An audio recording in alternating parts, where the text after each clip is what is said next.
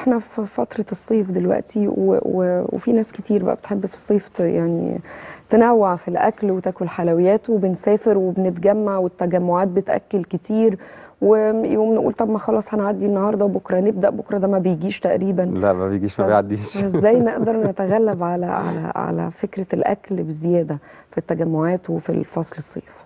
بص دايما يعني لو احنا هناكل بره البيت ما تنقيش الوجبه الكبيره، يعني في المنيو بتاعك او في قائمه الطعام اللي جايه لك دايما نقي الوجبه الصغيره.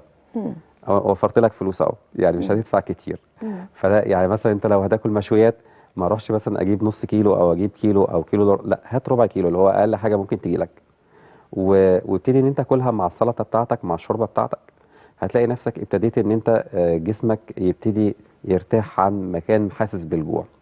طيب لو انا مش قادر اعمل الحته ديت، طيب احنا ممكن على فكره واحنا بره في الخروجات وفي العزايم موضوع سهل قوي. هفتح باكت من الالياف الطبيعيه، هو عباره عن كيس صغير خالص. ببتدي ان انا اجيب ربع كوبايه اي حاجه سايله، ميه، عصير، وات ايفر، اي حاجه من الحاجات ديت. يعني حاجه سايله تكون نقدر ندوب فيها الالياف الطبيعيه، لانها تدوب بتلاقيها متجانسه متماسكه، بتلاقيها بقت عامله زي شبه الجيلي او السريلاك كده. وابتدي ان انا اكلها بالمعلقه واشرب وراها كميه ميه، والميه مهمه قوي معانا مم. لان حجم الالياف صغير قوي في الكوبايه اللي احنا بناكلها. بتنزل المعده بتبقى نفس الحجم ده.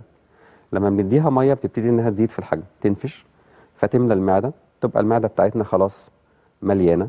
فبالتالي حتى لما هيتقدم لك الاكل مش هتقدر تاكل الكميات اللي انت متعود عليها، مم. تلاقي كميات صغيره قوي.